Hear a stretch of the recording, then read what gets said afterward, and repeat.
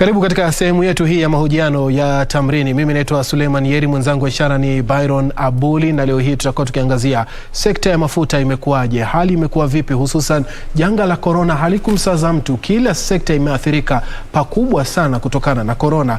Je, wameweza kusambaza mafuta katika kila maeneo? Bei za mafuta zimekuwa zikipanda humu nchini, wao imewaathiri vipi? Ama bei za mafuta zinapopanda, wao ndio pia mifuko yao inazidi kunenepa kwa sababu pesa nyingi zinaingia katika mifuko yao? Tutakuwa tunayafahamu yote haya hapa katika mchana huu. Kumbuka unaweza kufuatilia vipindi hivi kwenye mitandao yetu ya kijamii @KBC Channel 1, kwenye Facebook, vile vile mubashara kwenye YouTube. Kama uko mahali popote unaweza kuangalia na kufuatilia kipindi hiki uweze kufahamu sekta ya mafuta iko vipi hadi kufikia sasa. Tukizungumza naye mwenyekiti wa wasambazaji wa mafuta wa kibinafsi humu nchini almaarufu Kenya Independent Petroleum Distributors, KIPEDA. Je, KIPEDA imeathirika vipi bwana Joseph Karanja na COVID-19 hadi kufikia sasa hivi? Okay, kwanza kabisa asante sana kwa kunipa fursa hii kuzungumza juu ya sekta yetu. Na sekta yetu kwanza kabisa, wakati ambapo COVID ilitangazwa hapa, tulijikuta katika hali iliyokuwa ngumu sana. Maana ilibidi sisi ambao ni wa kibinafsi kwanza tushindwe sasa ni upande gani, maana wale ambao ni kampuni kubwa zile ambazo zinaagiza mafuta kutoka nje waliweza kwanza kushughulikia station zao. Sasa sisi tukawa hatuna letu, ijapokuwa sasa kuangoja ndio watakayobakiza ama watakayoamua tuweze tuone vile ambavyo tutakavyoendelea.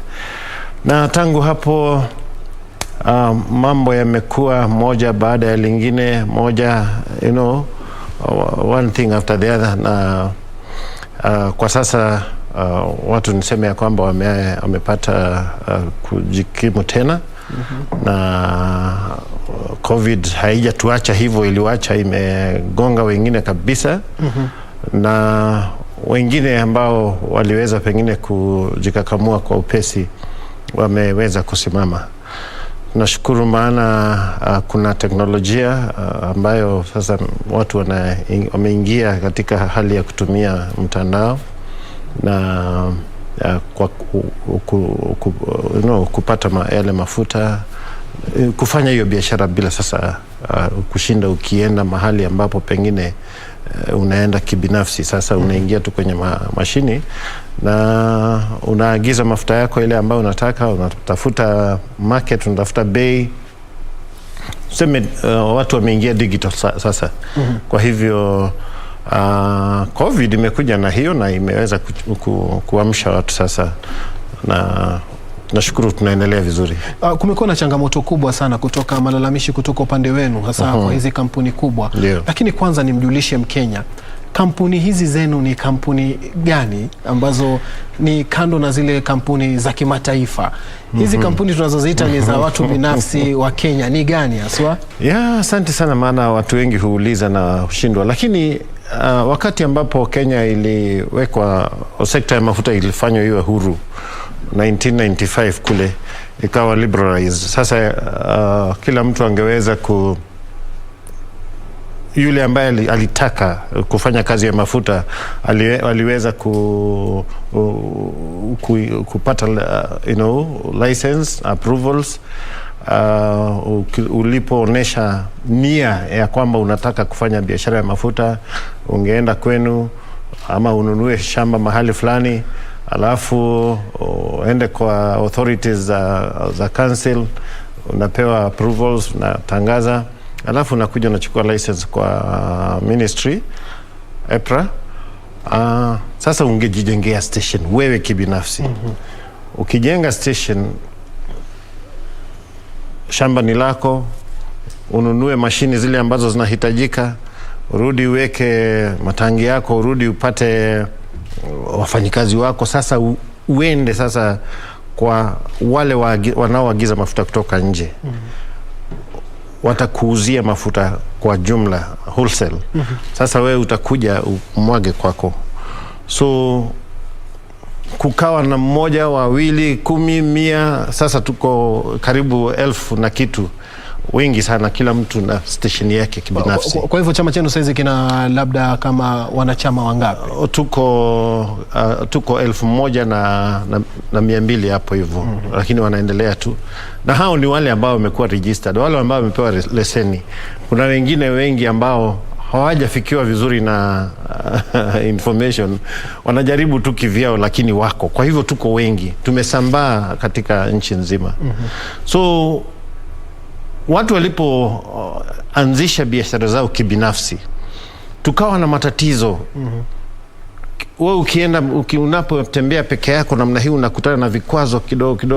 Tukarudi tukaona ya kwamba hizi vikwazo ni zile tu ambazo zinakupata wewe, na ndizo zina mpata mwenzetu. Tutafanya nini sasa? Tuje pamoja ili tuweze kukabiliana na hizi vikwazo tukiwa pamoja. Niposa tukatengeneza Kenya Independent Petroleum Distributors Association. Hii ni association ya wale ambao wanafanya hibia, wamewekeza katika mafuta. Kwa hivyo hii association, muungano wetu ni wa kukabiliana na yale vile vikwazo ambazo zimetokana, ziko katika, zinahusisha biashara hii. Kwa hivyo kuna vikwazo ambazo zilikuwa zimewekwa za hali ya juu sana na makampuni hayo, serikali pia, na vikwazo vingine vingi tu. Vilikuwa vingi tu, lakini nashukuru maana tulipoinuka tumeenda tukitengeneza njia, na sasa biashara inaendelea, tunakubalika na tunaweza kwenda mbele. Lalama zenu zimekuwa kwamba hamwezi kununua mafuta wenyewe moja kwa moja. Lazima mupitie katika hizi kampuni kubwa kama ulivyozitaja kwa mafuta. Unajua, je, wito wenu ni gani kubadilisha hali hii, na imekuwaje hii changamoto? Kwa sababu najua labda mkifika mafuta yamepanda ama mafuta yako bei rahisi, lakini kununua kwa kampuni kubwa ambazo sitataka kuzitaja, unapata lazima muongeze pesa ya juu zaidi. Ni kweli.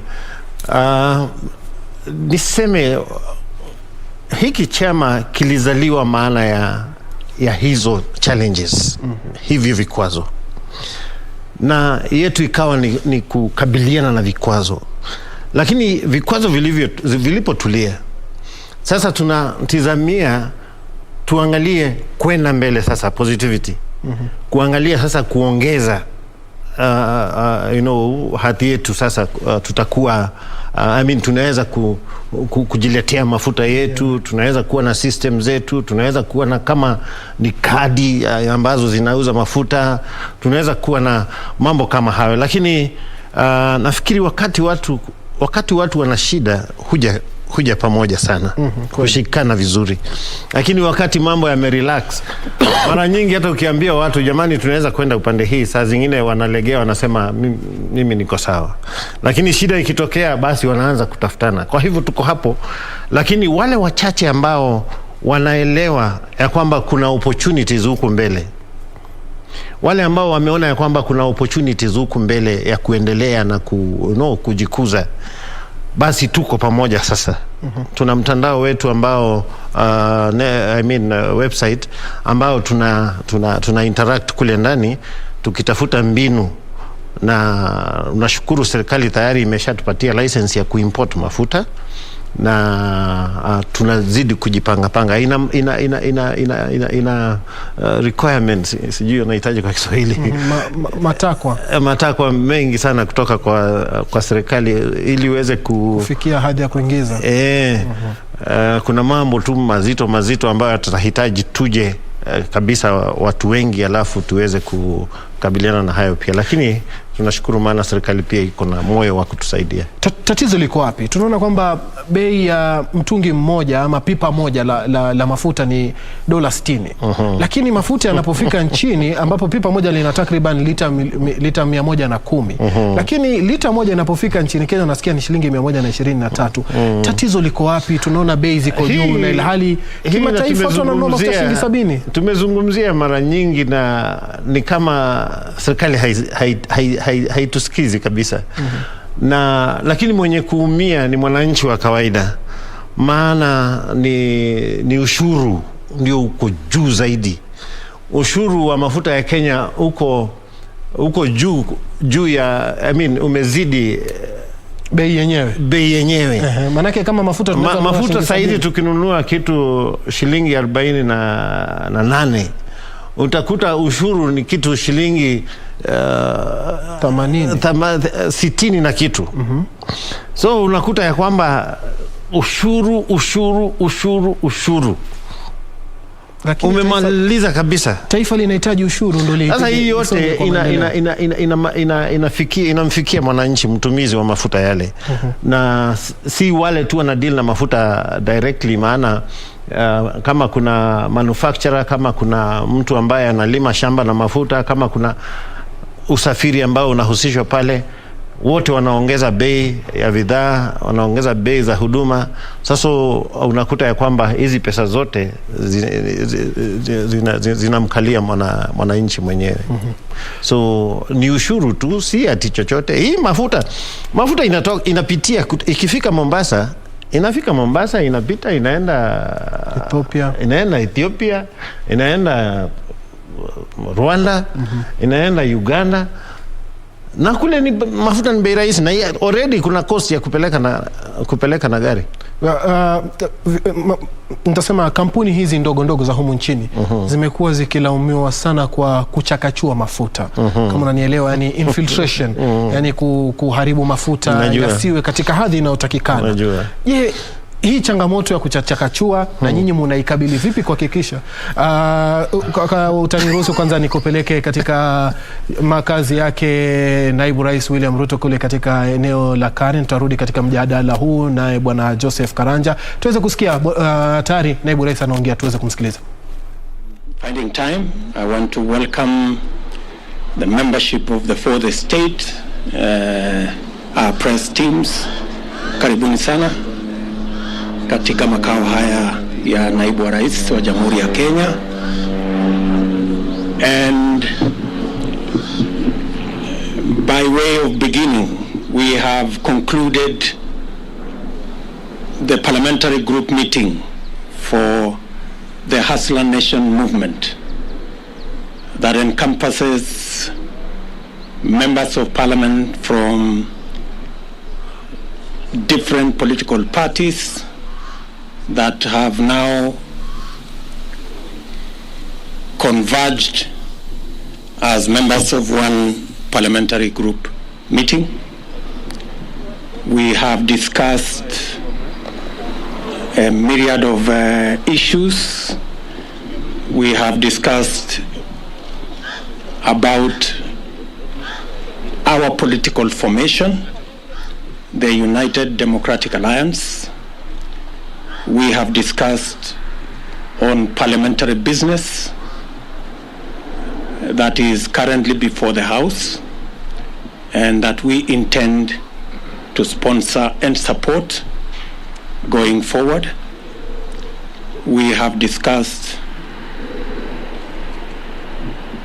matters of national importance. We've had a long discussion on the current situation in the country, especially relating to the COVID-19 pandemic that has ravaged the country. We took the position as a team when the Ministry of Health announced the surge in numbers to reschedule all our public engagements until further notice, as I announced formally on my social media platform. We've had also an in-depth discussion on matters to do with what we believe should be the current engagement on managing the COVID-19 pandemic, especially with reference to vaccination.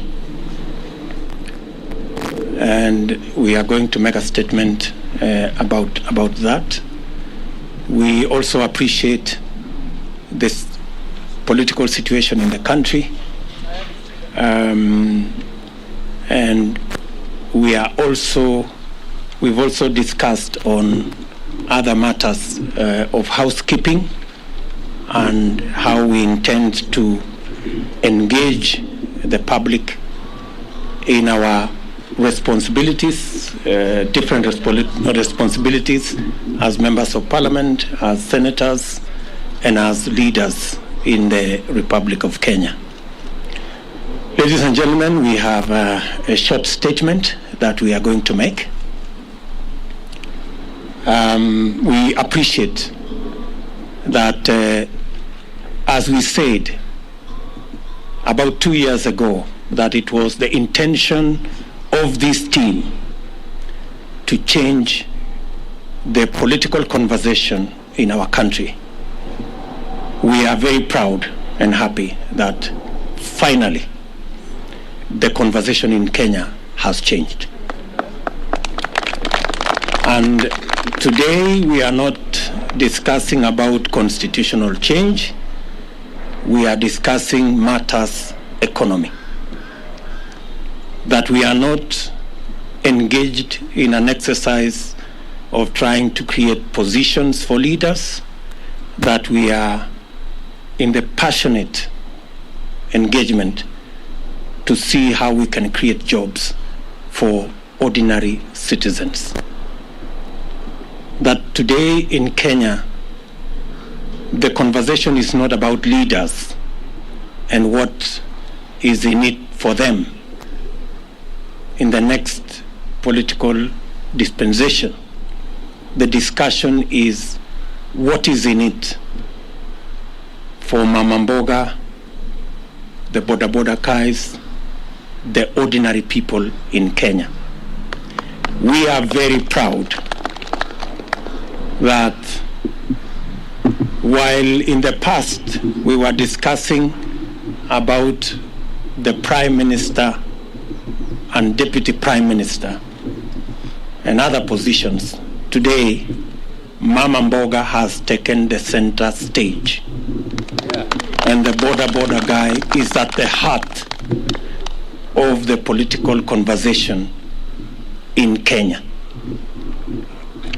We welcome our competitors who have graciously accepted to join us in the conversation about the economy of our country, about ordinary people, about jobs, about enterprise.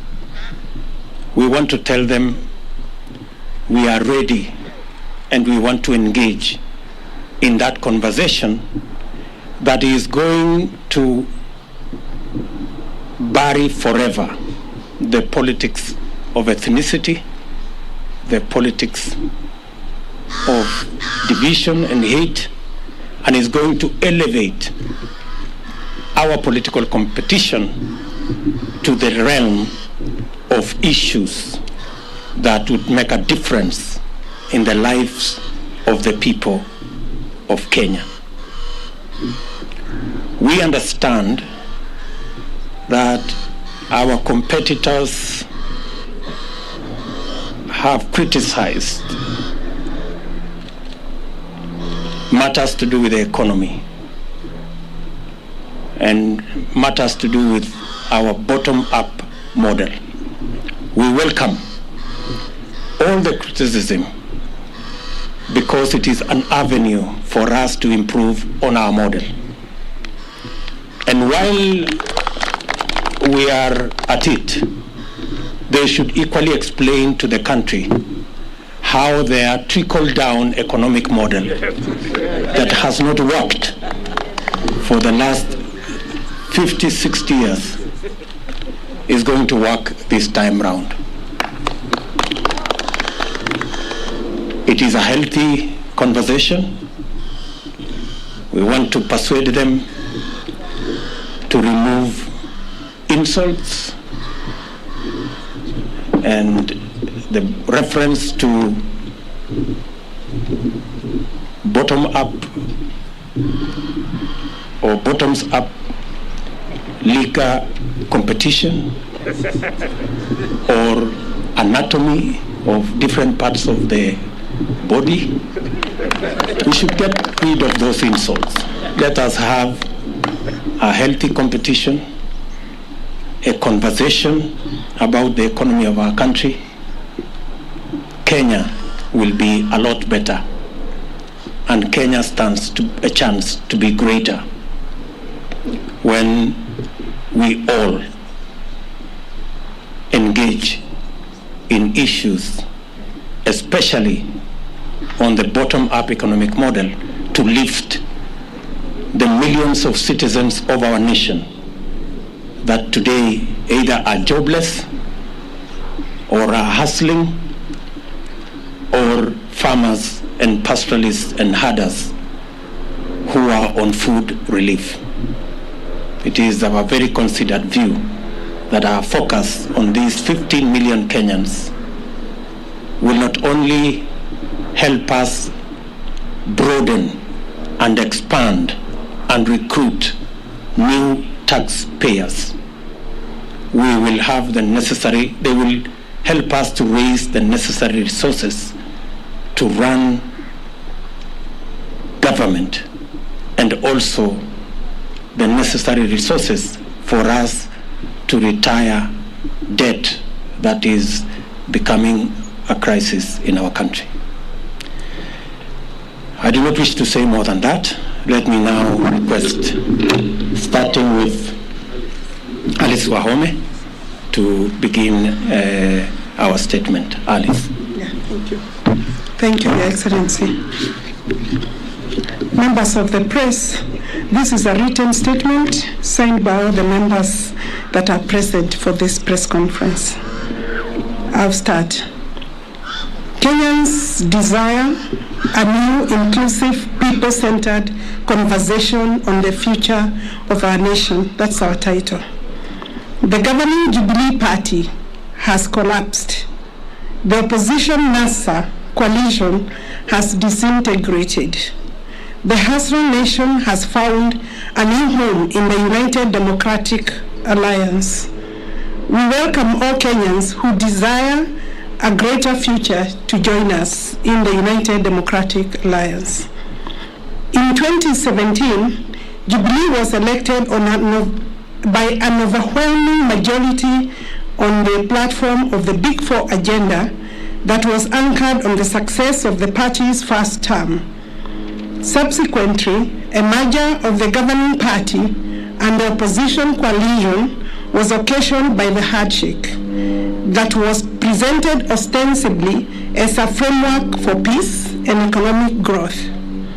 Kenyans initially welcomed this development and hoped that the promise of a peaceful environment would facilitate the implementation of the Big Four agenda and enable the Jubilee administration to continue with its development plan. That was never to be. I will now call Pam to continue with the statement.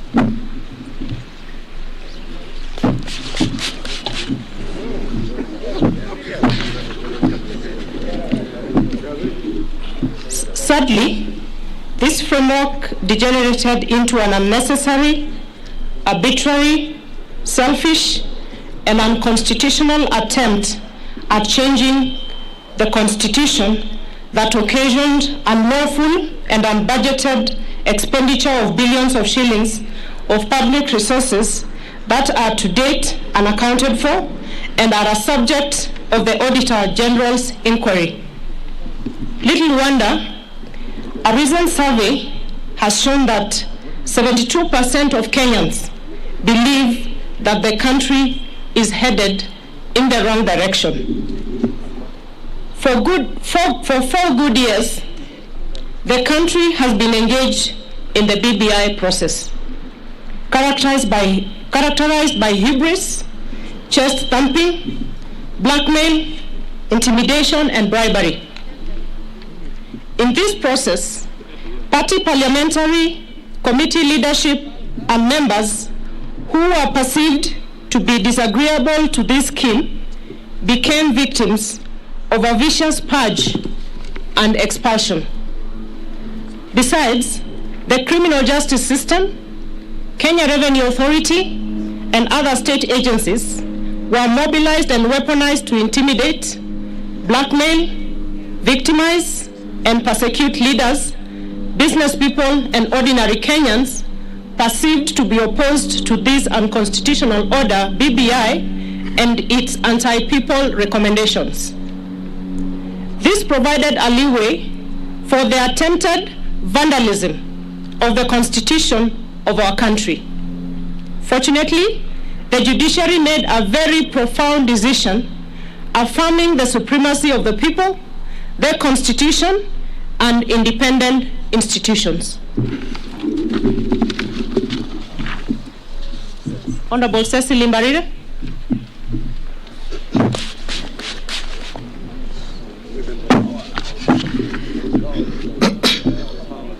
Regrettably, the NASA coalition, its principals, and their Jubilee collaborators took the government hostage, hijacked its agenda, and one, completely destroyed the governing Jubilee party and dismembered the entire opposition coalition. Two, emasculated parliament, undermined the rule of law, threatened the independence of the judiciary, and emboldened impunity. Three, sabotaged job creation, universal health coverage, food security and manufacturing, thus cutting the entire Big Four plan. Four, criminalized hustler enterprises in places like Nyamakema, Gikomba, Kamukunji, Kirinyaga Road, and River Road, amongst others. Five, presided over the brutal or inhuman evictions and demolitions of the vulnerable and destruction of private property in places like Kariobangi, Ruai, amongst many other places across the country. Six, mismanaged the economy, leading to stockpiling of public debt to unprecedented levels that has occasioned the current economic crisis that our country is facing. I wish to call upon Honorable Benjamin Tayari. Thank you. Thank you. Our approach towards a bottom-up economic and governance model. To address this sad and grim state of affairs facing our country, the Hustler Nation, forged by the people in the diversity from all parts of the country, here represented by leaders from across the political divide, believe in a new economic and political paradigm that prioritizes, one, bottom-up over trickle-down economics. Two, the people over their leaders. Three, empowerment over power sharing. Four, jobs over positions. Five, enterprise over patronage. Six, economic transformation over opportunistic constitutional amendment. I hereby call Honorable Mabonga to continue.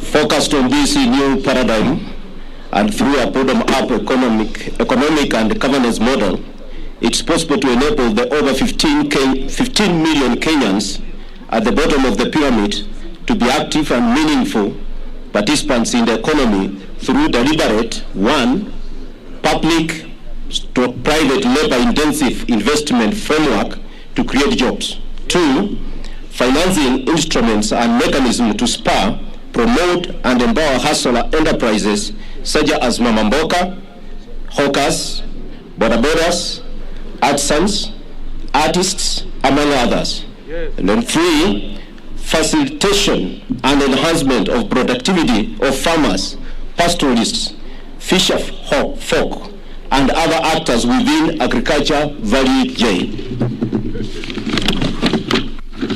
Number four, implementation of manufacturing and industrial program that prioritizes cottage industries as a multiplier of national productivity.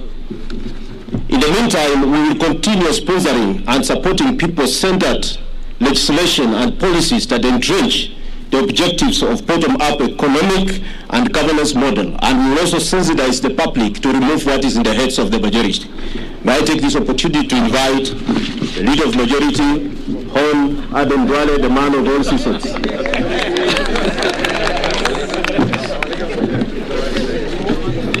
Thank you, Member for Bumula. It is our considered view that to open up the economy, and this is on COVID-19 pandemic, as the PG, we have deliberated the matter, and we are saying it is our considered view that to open up the economy and to facilitate economic activity among our people, especially for the millions of hustlers, it is imperative on the part of government to proactively and decisively deal with the COVID-19 pandemic.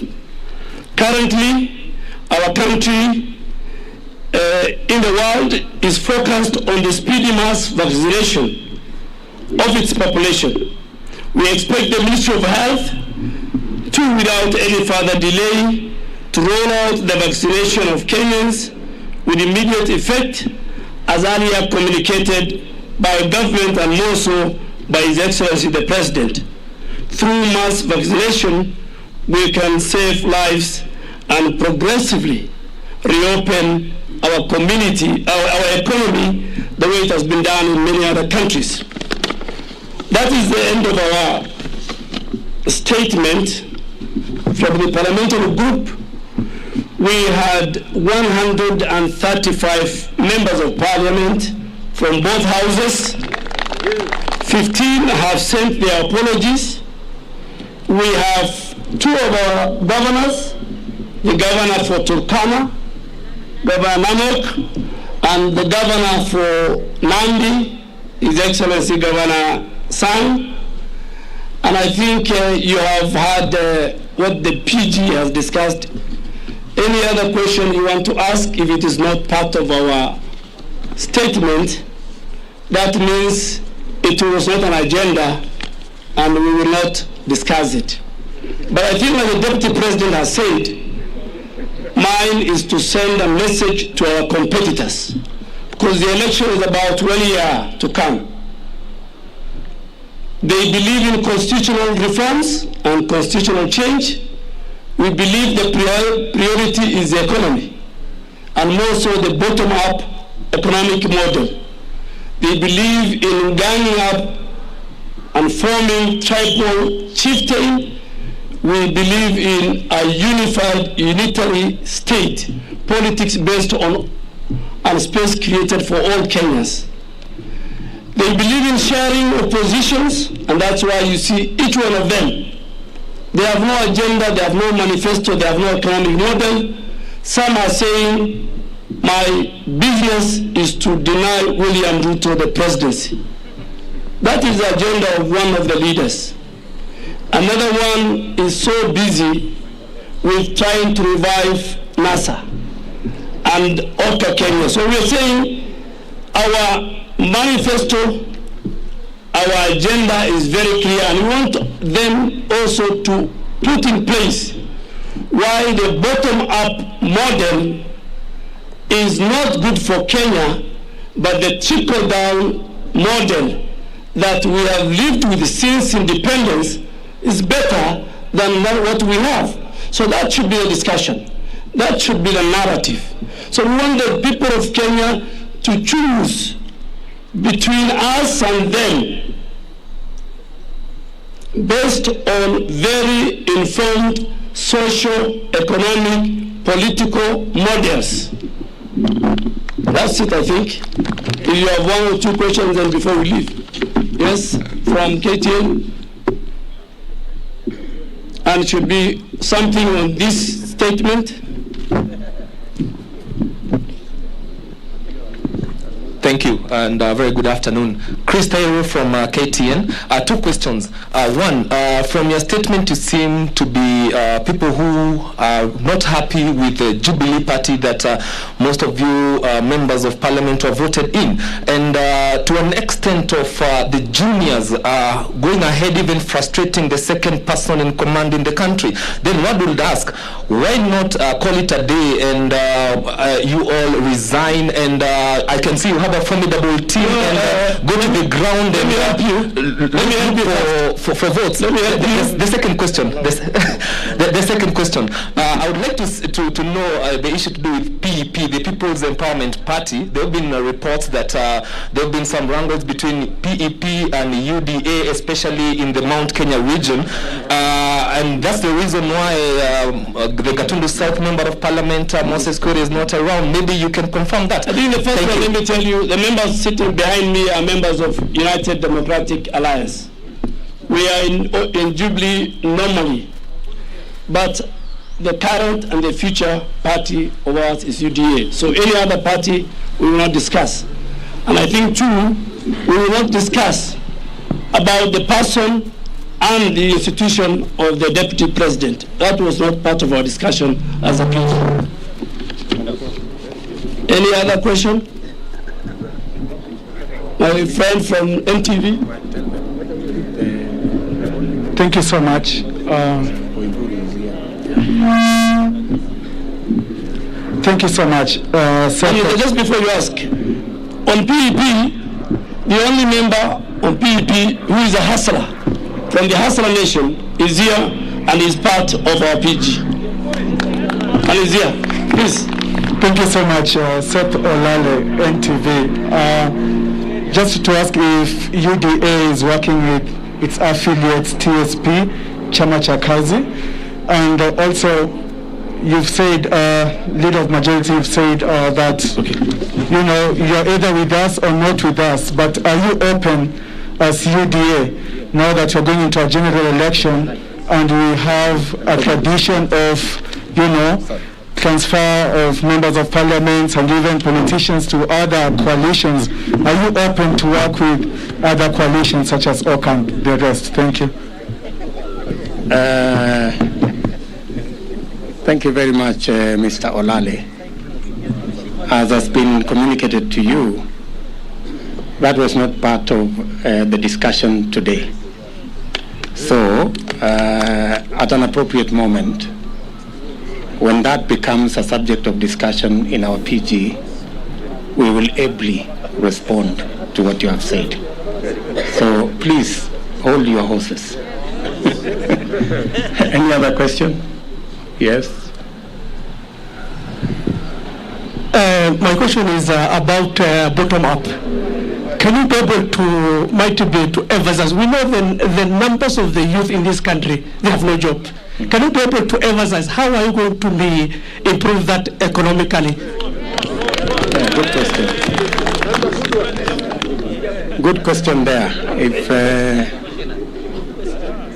amongst the 15 million people at the bottom of the pyramid is about 4 million jobless Kenyans, it is our considered position that through policy change in investments, by investing not in capital intensive infrastructural programs, rather investing in labor intensive infrastructural programs, for example, housing, cottage industry, agro-processing, value addition, informal manufacturing, we can create millions of jobs. I know the question many people ask, where are you going to find the money? Let me tell you, we didn't have to look for additional money for us to do the 10,000 kilometers of roads we've done. We changed the model of building roads. We didn't have to get more money to connect more people to electricity. And we have connected now going to 8 million. We didn't have to get new money. We changed the model of connection. And that is why we are saying to fix this economy, using the same resources we have, by changing the model, we can create more jobs, we can create more enterprise, and we can get farmers and pastoralists supported to produce more. That is the bottom-up economic model. Yes, madam.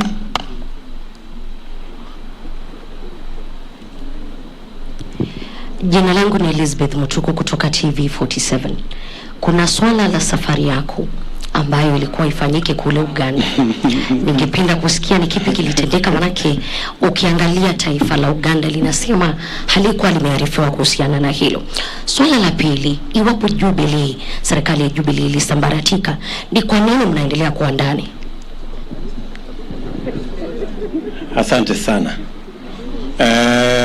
Jambo la kwanza, mambo yale umeguzia hayakuwa agenda ya mkutano huu, na hilo jambo tushalizungumzia,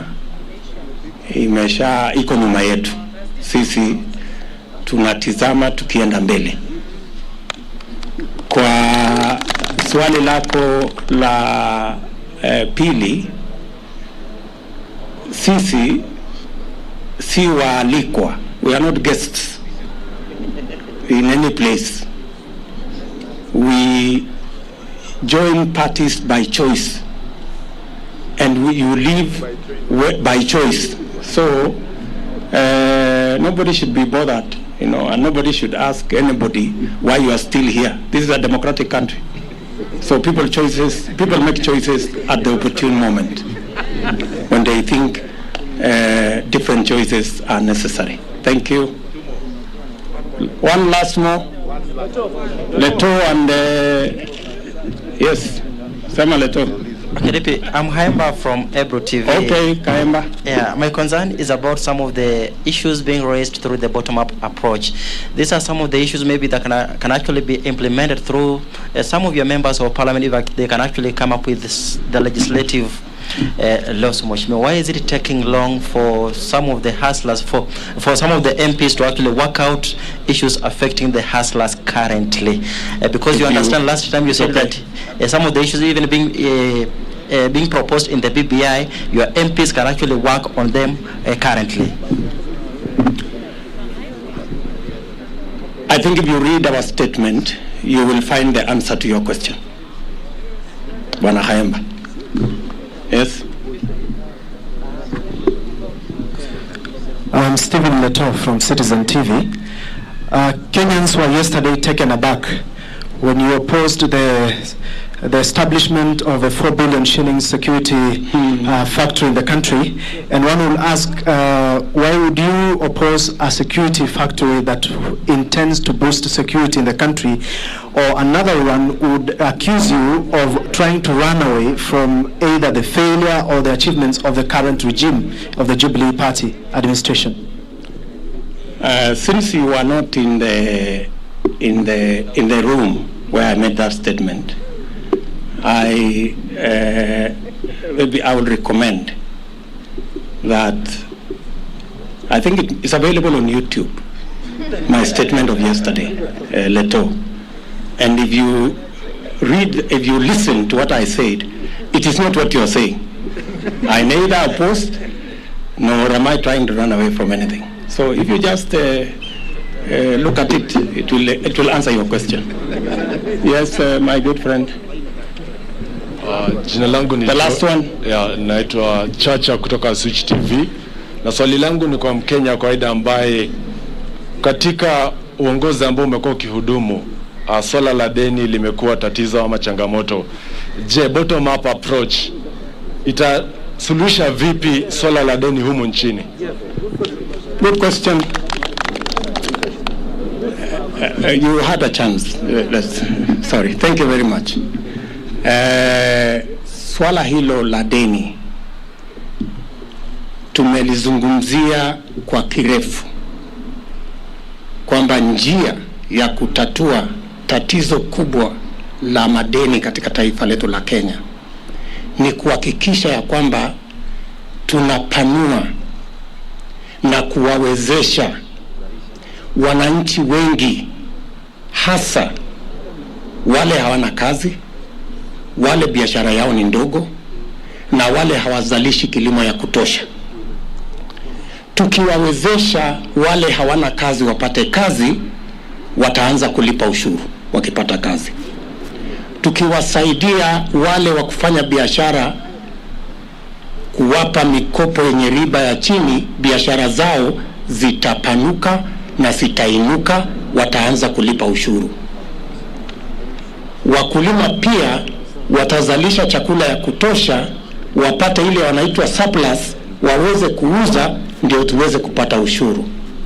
Hawa Wakenya wote karibu milioni 5 tukiwawezesha kujumuika na wengine katika uchumi wa Kenya, pia tutakuwa tumewaongeza walipa ushuru karibu milioni 15, kuongezea wale walipa ushuru walioko sasa.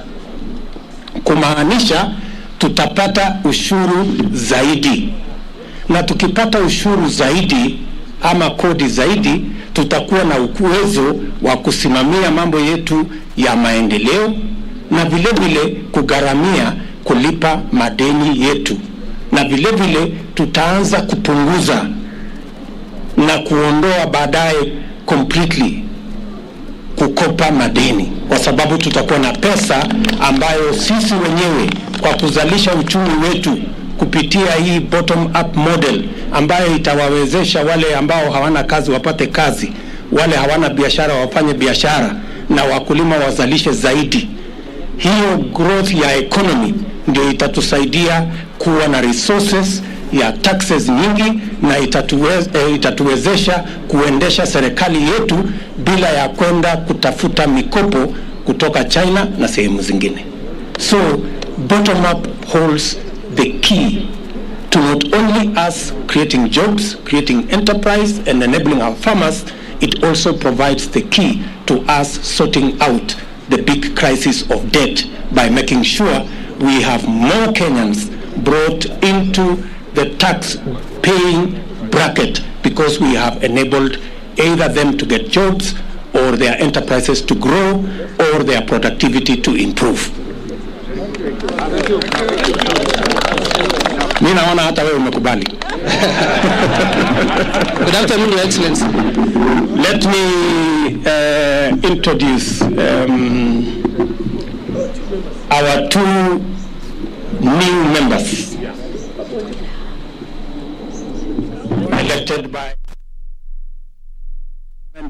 or if you like, the DP's residence in Karen, where members of parliament and leaders allied to UDA and the deputy president are having a presser. And among issues that they have raised include top of them economy, talking about also the public debt. They have poked holes also on the trickling down economic approach while explaining their bottom up economic model.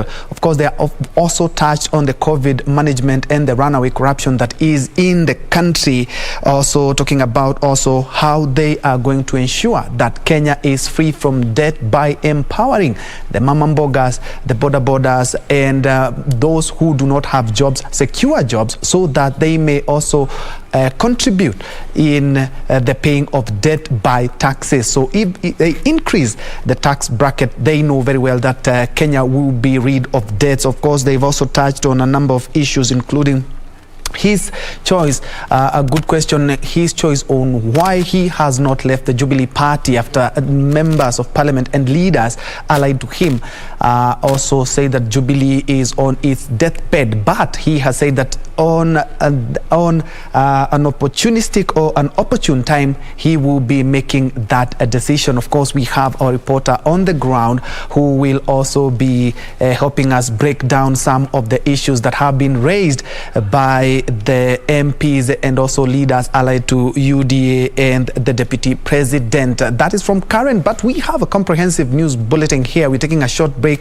We will be back. I have plenty of news, including the latest from Tokyo, Japan. But let me appreciate Suleiman Yeri and Joseph Karanja of Kedipa, who were actually on Tamrini a couple of minutes before we headed over to Karen. My name is Ben Troy Njue. It's just a few minutes, a quick commercial break. We'll be right back.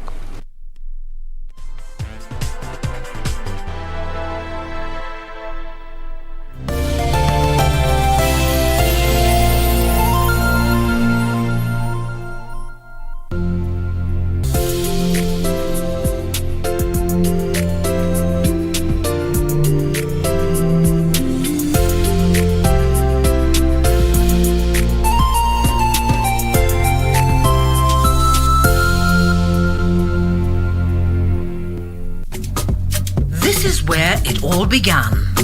As the mother of broadcasting in Kenya, you can trust KBC to bring you authentic news and programs to your living room. As KBC, we take pride in our unrivaled heritage as Kenya's trusted national broadcaster. Commanding over 92% digital television signal coverage of our country, 23 radio services that cut across our entire language spectrum, a national, regional and international digital presence backed by the most experienced and top-notch broadcast professionals in the industry. A very good evening to you. The new look Kenya Broadcasting Corporation is truly ahead of the pack. Turn to the mother of broadcasting in Kenya for stories that resonate with our identity, our aspirations as a people united in purpose. Real stories of hard work, of passion, of creativity, of big dreams. Stories that cement our nationhood. Stories that bring us together as one. We take pride in our shared heritage and destiny. KBC. Informing, educating and entertaining Kenyans as one nation. KBC. Kenya's listening. Kenya's watching. Kupata skiza tune ya Karau na DJ, bonyeza star 811 star 967 hash. Raya, hii ni kwa matiche wote. Please, do not confuse the government. Usianza kufinya ile kitu inasema more fire.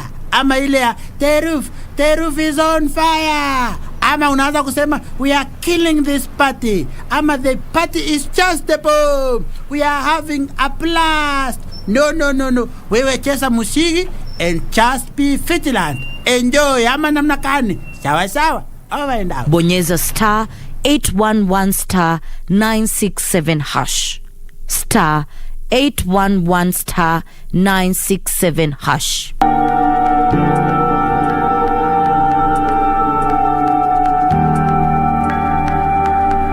Uanzaje kuomba? Sijali nitakufundisha kuomba polepole. Pete said hi. Can you just leave? Ameitikia.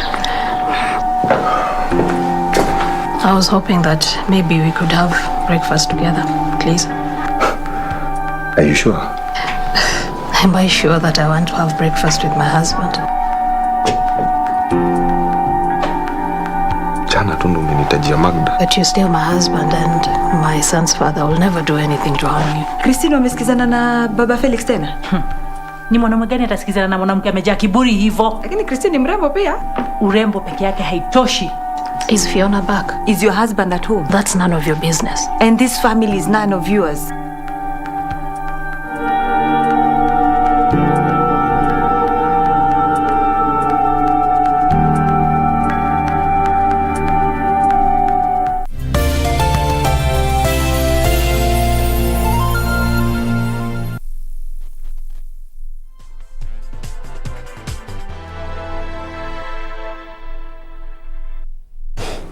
Welcome back and kindly keep me company at Njue at KBC Channel 1. Those are our Twitter handles.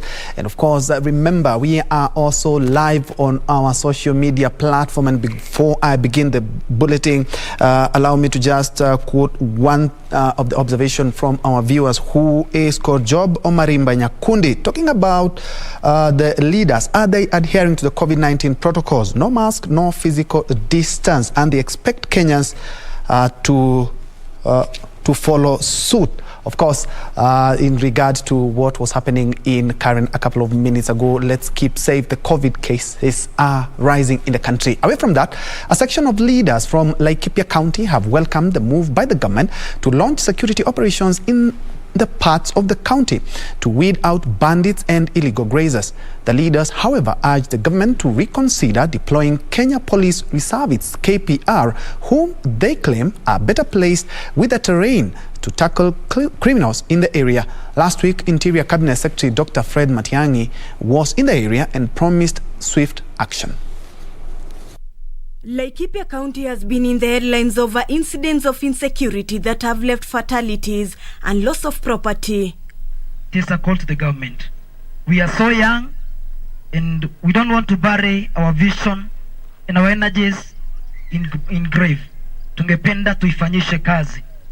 A state of affairs that has forced the Ministry of Interior and Coordination of National Government to carry out a security operation. Matiang'i, you did a good job to say that illegal grazers must leave Laikipia. That one you're not going to negotiate. Local leaders have hailed the move but are skeptical.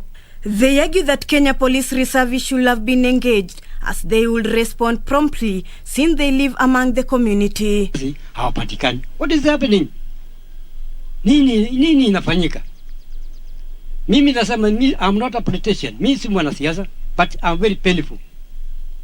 Tumepoteza mambo mengi. Led by Senator John Njue, Peter Thomi, and Laikipia Zamaya Triangle Peace Initiative Director Virginia Wahome, the leaders are calling for a lasting solution to the problem. Kutanisha wale jamii wa kutoka pande ya Baringo, na tumeweza kukutanisha wao na elders kutoka hapa Githiga Ward.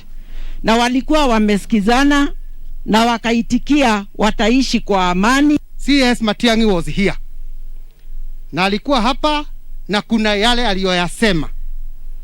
Na sisi kama wananchi tunakubaliana na yeye sababu ni serikali. Kuna ile aliyoyasema na nikaona kabisa there is something that is being done. Jana nimemwona Regional Commissioner natembea hapa.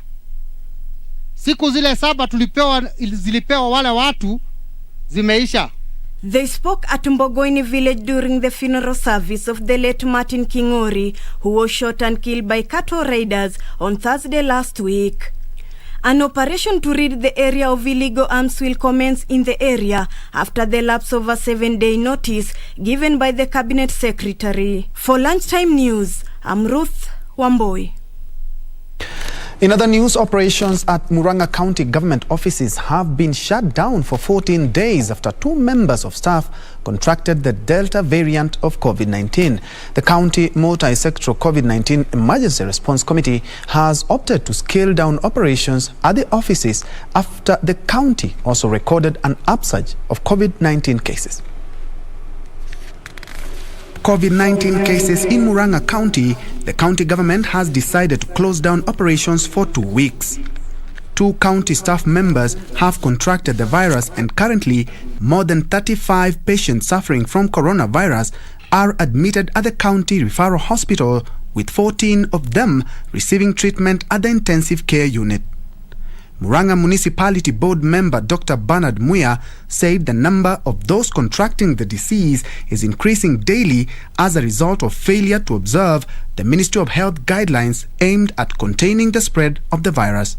I would say that we can continue with whatever we are doing, political gatherings and other things, but we keep on observing those protocols. While calling on more efforts to fast-track the vaccination exercise, Muya noted that political and social gatherings had greatly contributed to the increase of cases not only in Murang'a but the country as well.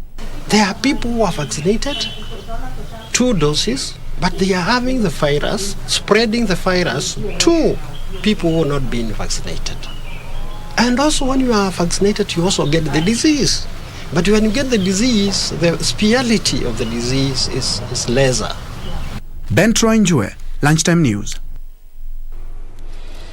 And still on matters COVID, Kiambu County government is fumigating all high-traffic public centers such as hospitals, border sheds, bus termini, hotels, public transport vehicles and churches as cases of COVID-19 infections in the country rise.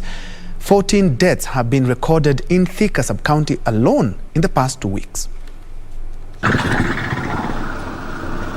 As COVID-19 cases continue to rise in the country, Kiambu County has intensified measures to curb the spread of the fourth wave of the pandemic. This is after 14 people in Thika sub-county died from COVID-19 related complications in the last 2 weeks. Thika, kama mnajua, kaunti mzima ama nchi mzima kwa saa hii sio kuzuri, na hiyo ndio ukweli. Hiyo ndio ukweli ya mambo, sio kuzuri. Watu wetu kweli ni wagonjwa. Watu wetu wengine hawafuati masharti vile tumesema. Kiambu County Public Health Department has also scheduled sensitization programs and revival of rapid response units to enforce the laid down stipulations to prevent spread of the COVID-19. Tuliongea na county government na tukawaomba, sababu wakati mwingine mwanadamu ni kama anataka kuguzwa kidogo ndiye ashikilie.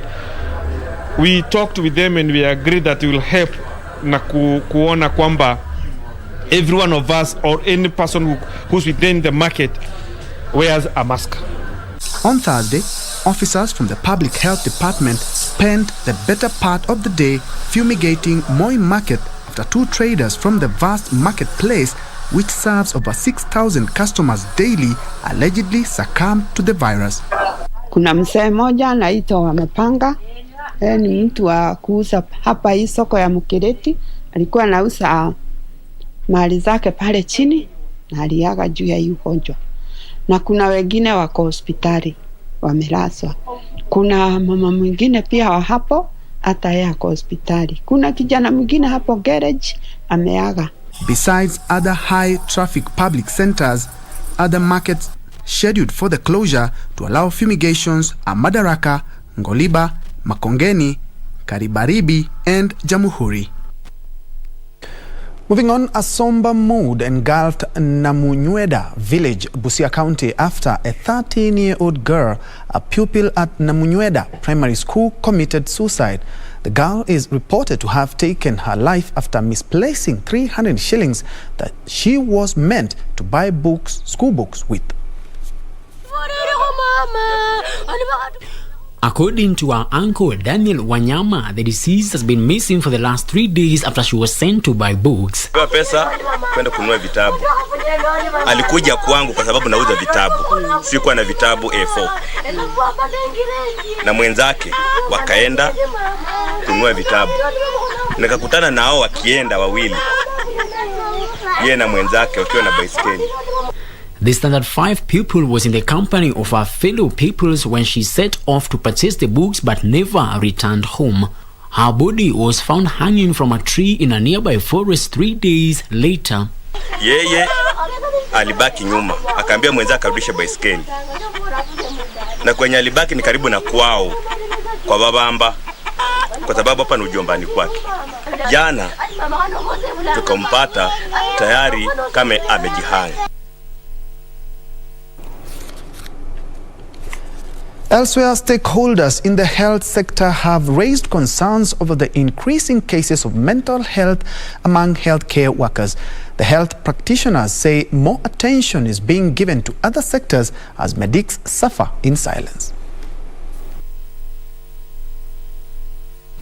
In a stakeholders forum that brought together representatives of healthcare workers, civil society organizations, and faith-based organizations in Isiolo, various speakers said there was need for a multifaceted approach to address mental health. Swala la afya la kiakili si swala la watu mahususi. Kuna watu katika jamii ambao siku zote wanajulikana kwamba hawa ndio watu ambao wametengewa kugonjeka masuala ya kiakili. Hiyo ni dhana potovu ambayo wanajamii wanafaa kufanya nini? Wanafaa watoe kwa akili zao. Dibagama, a clinical officer who is the mental health focal person for Isiolo County, cited a recent incident where a medic based at the county referral hospital committed suicide. Just this year, around January, one of our healthcare workers who was suffering from an illness, mental illness called schizophrenia, was able to commit suicide. He burnt himself, and this really triggered emotions. And we found that there are also a few of healthcare workers who are going through alcoholism and other substance use. Isiolo Interfaith Network Secretary Bishop Stephen Kalunyu noted that there was need to check up on the well-being of each other since nobody is immune to mental health challenges. Tumeongea mengi na tumehamasishwa kwa kirefu na upana hasa changamoto zile ambazo zimekumba jimbo letu la Isiolo na taifa kwa jumla ya ugonjwa ya akili. Frederick Kinaro Minor, an Isiolo elder, is currently taking care of his wife and daughter who have mental health conditions. Tufanya tujue mambo mengi ambayo hatukuwa najua. Na hasa mimi mwenyewe ambaye niko na waadhiriwa ambaye wako na shida ya kiakili, kuna mambo mengi nilikuwa mimi sijui. Vile tulikuwa tunakaa na wale watu, tunakaa nao kama kuwatenga. Lakini kupitia hii shirika limetufanya tujue hawa ni wagonjwa kama magonjwa mengine ya diabetes na magonjwa ya kisukari. The national government has initiated a 5-year action plan that will provide the devolved units and other organizations with a roadmap to help address mental health issues, including setting up a psychiatric unit in hospitals. For Lunchtime News, I'm Nisi Imano Okoth. Elsewhere, tension is still high in Kianjokoma Trading Center, Embu North Sub-County after furious local residents set on fire a police vehicle during protest against the deaths of 2 students. The protest follows allegations that the 2 students died in the hands of police after they were arrested during curfew hours.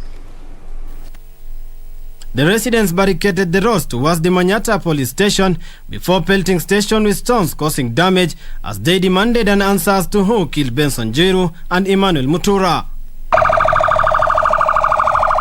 The locals are accusing police for causing the death of the 2 brothers on Sunday after they were arrested past curfew hours by police who were on patrol. Kusema ya kwamba tumetokea kufanya hii inaitwa peaceable demonstration sababu ya watoto wawili ambao walikuwa na future yao, Ben na Mutora, ambao walikufa kwa mikono ya askari. Later, their bodies will be found in Embu Level 5 Hospital mortuary. National Vice Chairperson Party for Peace and Democracy Wambugu Gakinya called for speedy investigation on the mysterious death of the 2 brothers. Tunapatia aipoa ultimatum kwamba lazima wafunje hapa waanze investigation mara moja, maana hiyo ndio kazi yao. Diana Mukami, cousin to the deceased, said the death of the 2 brothers have snatched the family very promising brothers, which is a big loss to the family and society at large. Kwani serikali ni nini ya kutusaidia baada ya kutuua? Wametuulia watoto kwa nini? Kwani wanafanya nini? Lucy Kamwara, the officer commanding station at Kidagari Police Post, said the insecurity in the area has been orchestrated by lack of enough resources to beef up security. Bando tunaendelea kuongea na wakubwa na tutahakikisha ile kitu yote ilitendeka itajulikana. Following the protest and the burning of a police vehicle, the anti-riot police officers have been deployed to contain the situation.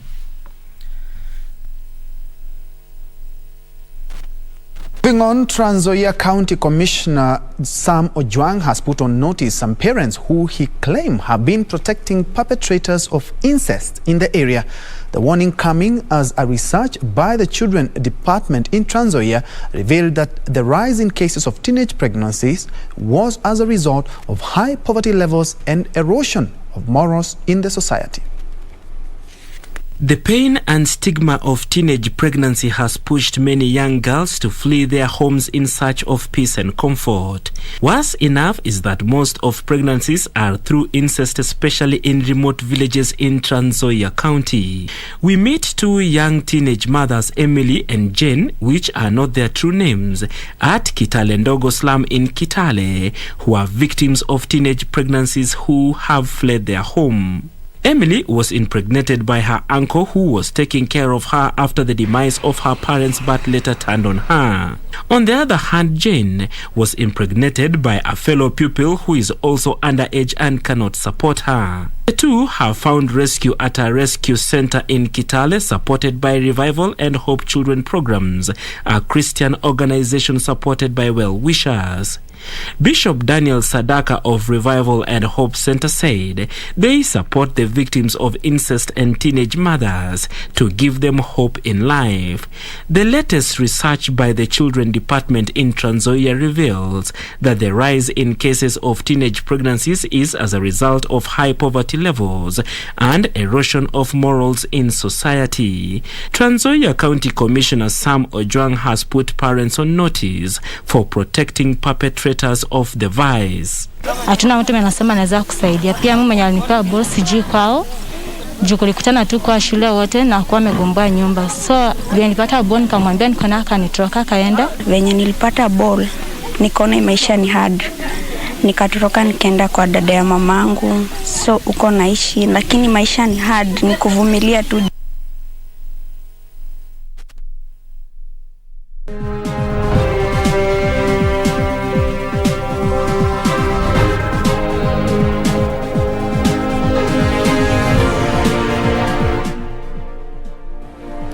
Let's now make sense of shillings and cents in business, where stakeholders in the tea value chain are calling on the government to offer electricity rebates to reduce the cost of tea production as part of incentives to revive the subsector. They argue that the high cost of energy remains a hurdle, especially among smallholder farmers. Government's electricity rebate program was designed to significantly reduce the expenses on electricity by companies involved in manufacturing, both large and small, by deducting the tax on a percentage of their electricity bills. It was done through the amendment of Section 15 of the Income Tax Act in 2018, which ultimately provides that 30% of electricity costs incurred by manufacturers will not be subjected to tax. This is because we over-rely on the export market. We are the third largest tea producer, but we only consume 5% of our annual production.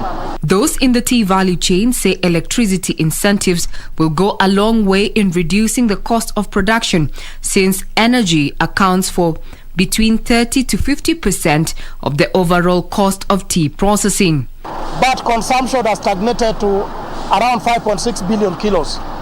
That means there is an oversupply of 400 million kilos of tea in the world. That has adversely affected the prices of tea globally, and that has a triple effect in terms of the bonuses that farmers in this country have been paid.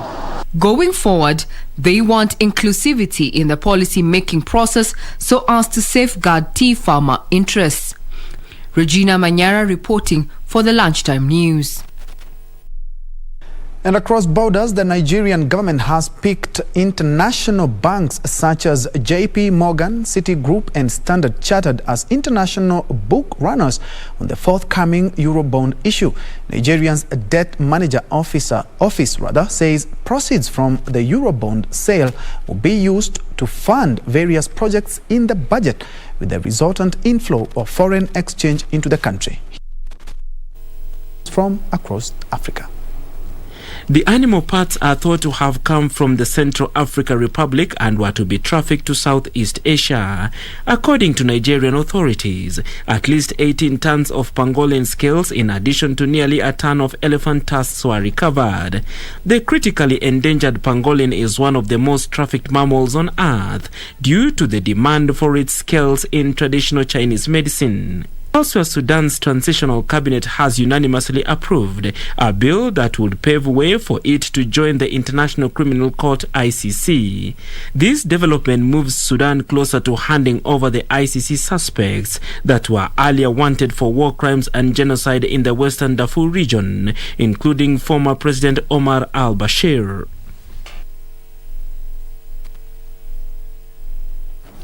Further afield, fully vaccinated passengers returning to England, Scotland and Northern Ireland from France will no longer need to quarantine after Sunday.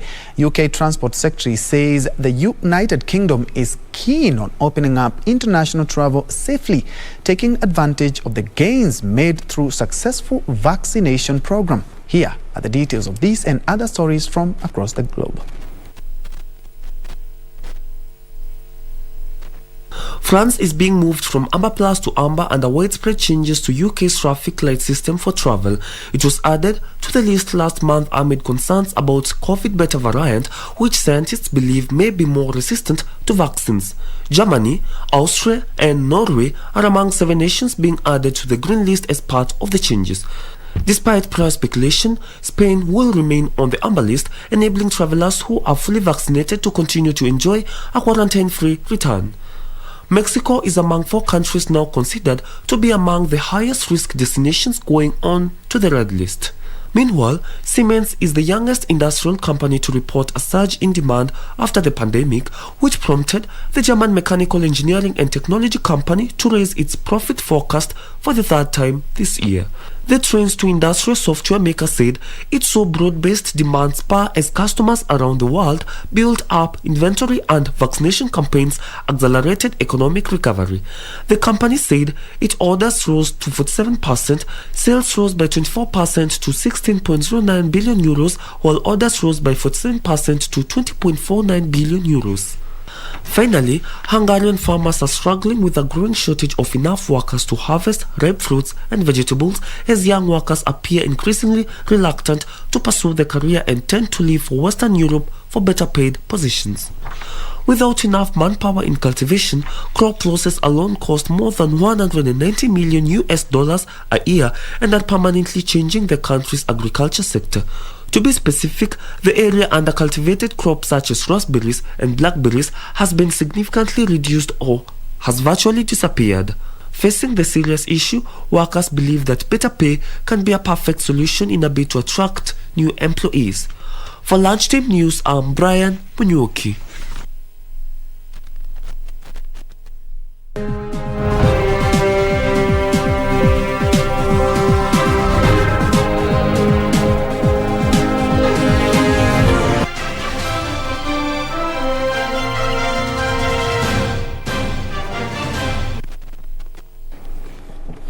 And in sports, WRC3 Safari Rally Championship winner Onkar Rai will skip this Saturday's KCB Voi Rally, citing personal reasons. The Sports Journalist Association of Kenya Sports Personality of the month of June currently tops the Kenya National Rally Championship log with 74 points. Onkar Rai